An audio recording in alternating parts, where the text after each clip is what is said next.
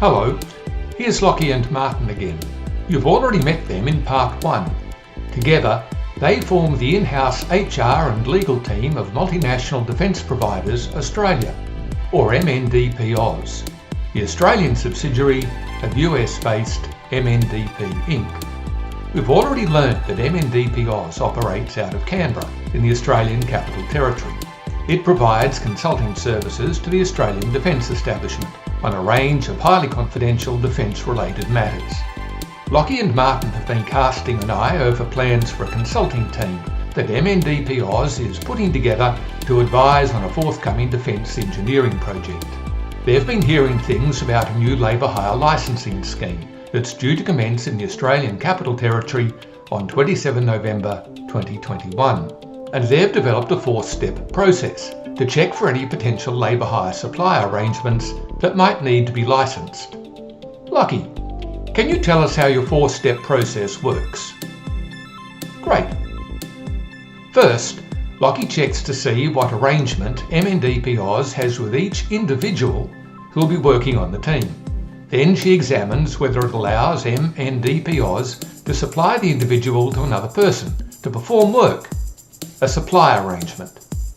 Next, she tests whether it includes a payment obligation, keeping in mind that the obligation can be indirect and it needn't be contractual.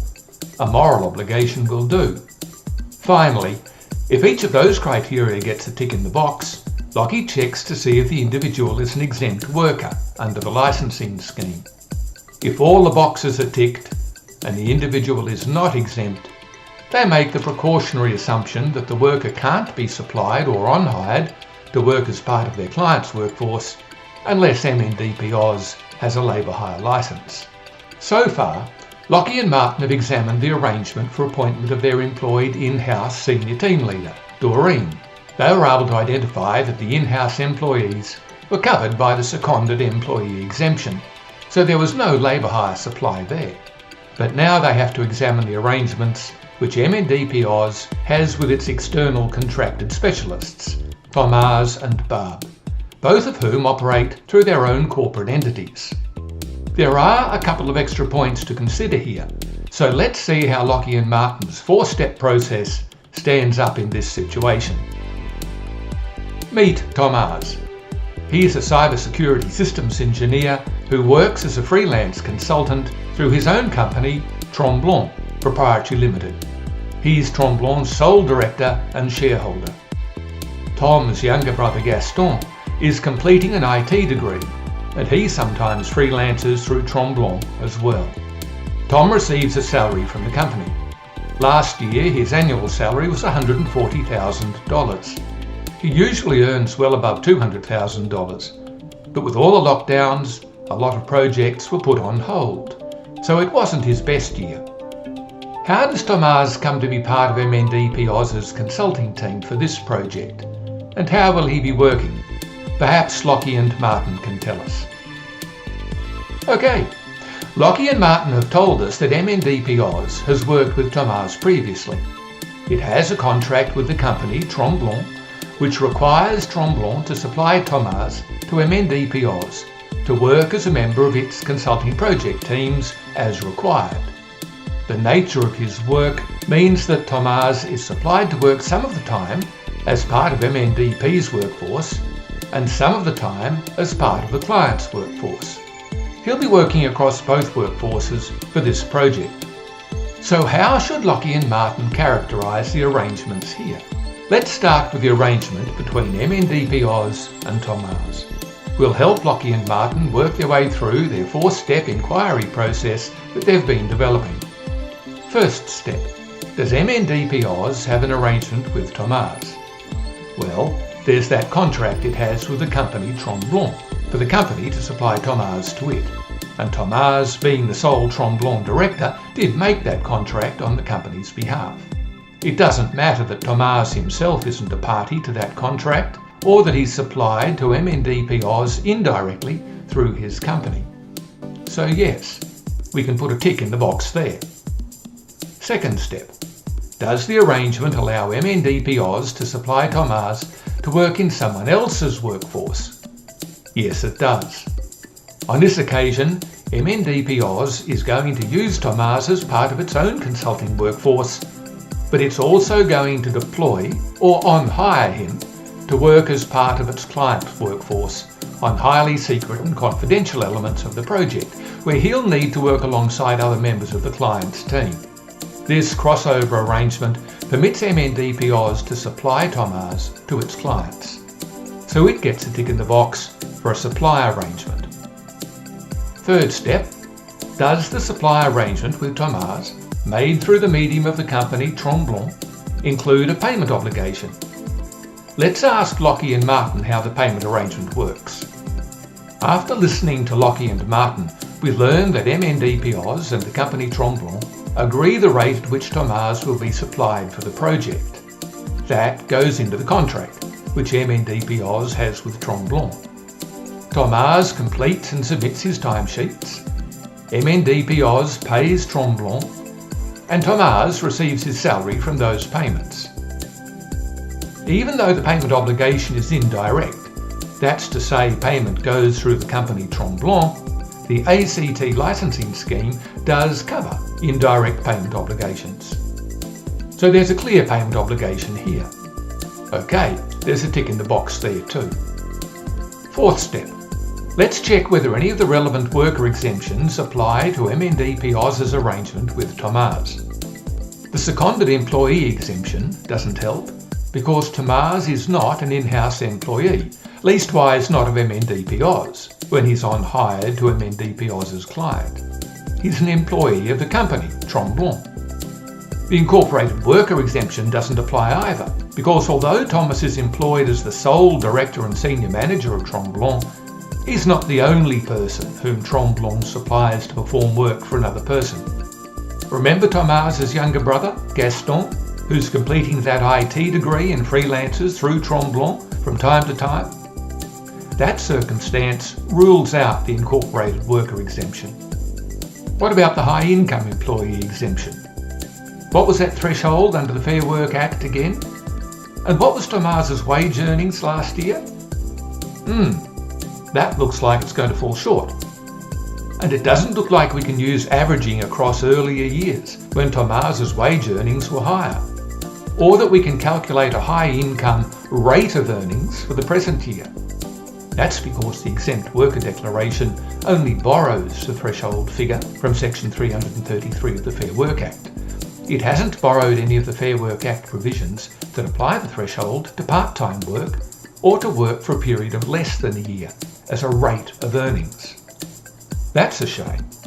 On that basis then, it looks a lot like when MNDP Oz supplies Tomas to its client on this project, MNDP Oz is going to need a labour hire licence.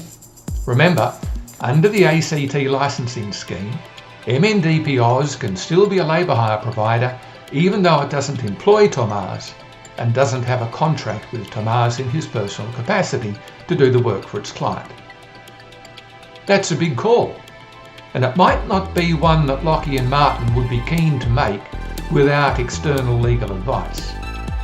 But having undertaken the four-step inquiry process, Lachie and Martin are well equipped now to give their lawyers the information that they'll need in order to give confident legal advice. But we're not finished just yet. Can you see the other arrangement here? The one that's often ignored, but which is equally important. That's right. It's the arrangement that the company Tromblon has with Tomas to supply him to MNDP Oz. That does seem a bit artificial because Tromblon is Tomas's alter ego.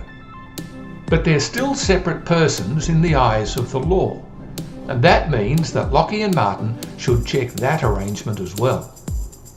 I wonder how many labour hire firms are regularly doing that. Well, let's help Lachie and Martin do it now. We'll use the same four-step process that we used earlier. First up is clearly an arrangement. Tomas, after all, is employed by Tromblon. That's as arranged as you can get. So there's a tick in the box there. Secondly, it's clearly an arrangement that permits Tromblon to enter into contracts with MNDP Oz to supply him as an individual to perform work for MNDP Oz. The company Tromblon employs him for that very purpose. of being assigned to work in other people's workforces. It doesn't matter that Tomas is not personally a party to the company's labour hire supply contract with MNDP Oz. But being the only director, he's probably signed it anyway, so there's a tick in the box for a supply arrangement. Thirdly, does it include a payment obligation? It certainly does. It's part of the work salary bargain Tomas has with his company. Another tick in the box. Fourthly, vis-à-vis the company Tromblon, is Tomas an exempt worker? Well, he doesn't appear to be exempt as a high-income employee.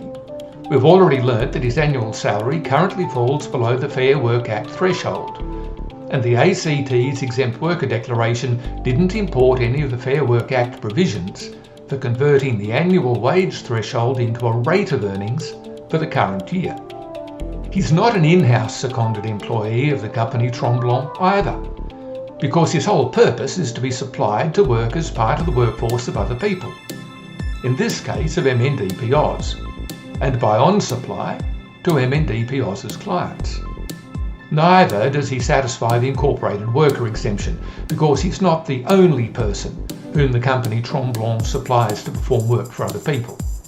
There's Tomas's younger brother, who also freelances through the company. Remember? So none of the relevant worker exemptions apply. It might have been different if Gaston didn't also freelance through the company Tromblon. Now, Tomas, you might want to sit down to hear this. Lachie and Martin are coming to the view that the company Tromblon also needs a labour hire licence, and that if it doesn't have one, MNDP Oz, as a host hirer, when you're working as part of MNDP's workforce, and as a provider, when it on-supplies you to work as part of its client's workforce, could be involved in unlicensed labour hire arrangements. That's another big call. And once again, Lachie and Martin, and Tomas for that matter, might want to get it checked out with their lawyers. I hope they do. At least they'll be able to explain the logic of the process of inquiry that has led them to the point where they now have some concerns about the arrangements in which they're about to become involved. We're going to leave Lachie and Martin there for a moment while Tomas gives Gaston a bit of bad news. This could be a good time to take a short break before we return to examine the arrangements that MNDP Oz has with Barb and her company, Barbican. Welcome back. Meet Barb. She's an electrical engineer and works as a consultant through a company, Barbican Proprietary Limited, of which she and her sister are directors and shareholders. Barb's sister is a chemical engineer. She also freelances through Barbican. Back in 2019, Barb and her sister appointed Barb's mum as a silent third director, just in case something happened to either of them while they were travelling overseas. Barb doesn't receive a wage from the company. Instead, she receives dividends on the shares that she holds. Last year, Barbican declared and paid Barb a dividend of $200,000. So how does Barb come to be part of MNDP Oz's consulting team for this project? Perhaps Lachie and Martin can tell us. MNDP Oz has worked with Barb previously. They've got a contract with Barbican Proprietary Limited, which requires Barbican to supply Barb to work in MNDP Oz's in-house consulting teams from time to time. For this project, Lachie tells us that Barb is going to work in a team solely as part of the MNDP Oz workforce. She's not being on-hired or deployed into the client's workforce. So how would you characterise the arrangements here? Let's start with the arrangement between MNDP Oz and Barb. Does MNDP Oz have an arrangement with Barb? Well, there's that contract it has with the company Barbican for Barbican to supply Barb to it. And Barb, being a Barbican director, did make that contract on the company's behalf.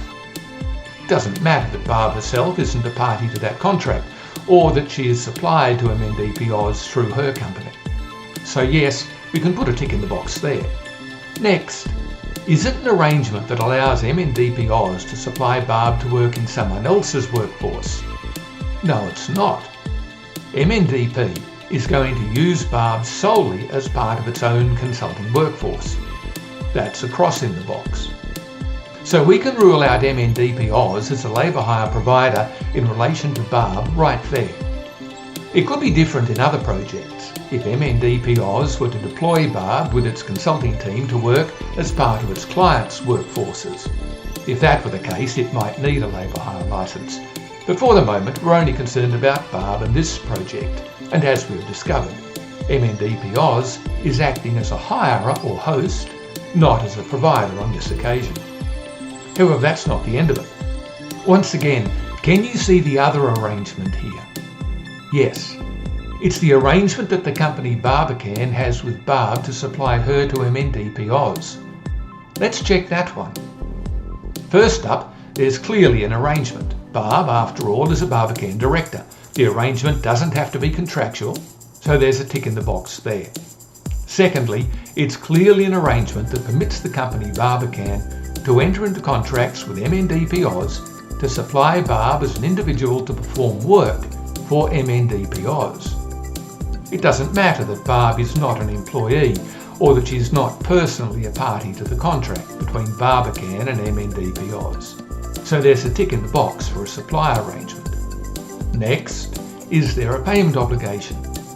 Is Barbican obliged to pay Barb in whole or in part for the work she performs for MNDP Oz, either directly or indirectly? Here's where it can get tricky. Barbican doesn't actually pay Barb for the work she performs at all. Instead, it pays her a dividend on her shares in the company.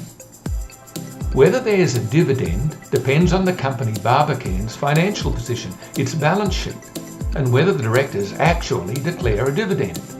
Its financial position could reflect the fact that its income is derived from multiple sources: investments, rental receipts, fees charged by Barbican to its clients for work performed by Barb, as well as by her sister, whom you'll recall also worked through the company Barbican. Taking all that into account, you might be thinking that there's no actual payment obligation. Maybe an argument could be made that because directors owe duties of good faith and because their power should be exercised so as to avoid acting oppressively towards a minority shareholder, they could be under some sort of obligation to declare a dividend, eventually. But all that's starting to seem a bit strained, and it's far from clear that whatever dividend it does declare can be characterised as a payment directly or indirectly, in whole or in part, for the work Barb performs. If we want to get to the bottom of the question of whether the arrangement between the company Barbican and Barb includes a payment obligation, I'd want to know more. Perhaps you would too. For the moment then, let's put a question mark on that box. We might still be able to find a worker exemption that applies to Barb. As you know, if Barb's an exempt worker, then the supply by Barbican of her to perform work for MNDP Oz is not the provision of a labour hire service under the A.C.T scheme. So let's look at that next. Barb doesn't meet the requirements for the in-house worker seconded employee exemption. That's because she's not an employee of Barbican. She's an office holder, a company director in fact.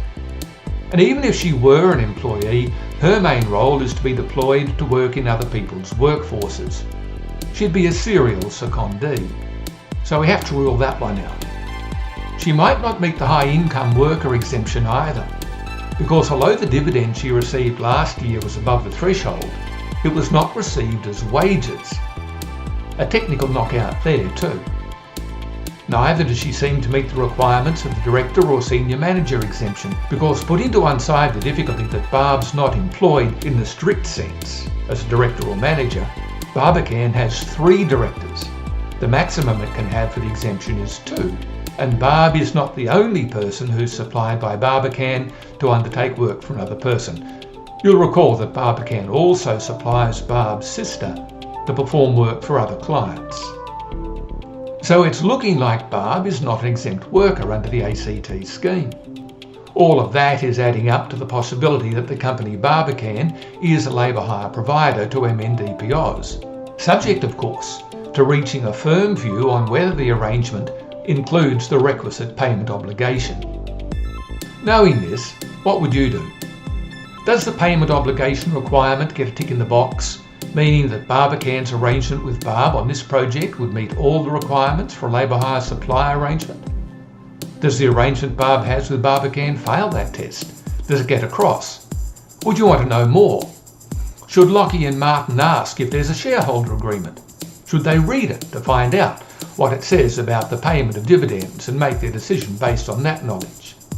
Even if there's no shareholders agreement, and keeping in mind that an arrangement need consist of nothing more than a plan of action between two or more people that may not be enforceable at law but they have every intention of following, what do you think? Why not drop a comment in the section below? A. Barbican is not a labour hire provider.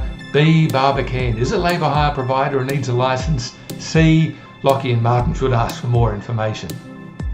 This is tricky, and whilst these might not be the type of issues that would come up in an enforcement action by a regulator, they're exactly the sort of points that could be fairly raised in commercial litigation involving a question about whether the company Barbican or MNDP Oz can sue or issue a statutory demand to recover its fees.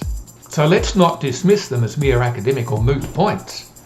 Might the precautionary approach be to treat the arrangement as including a payment obligation until Lachie and Martin can be satisfied that it doesn't?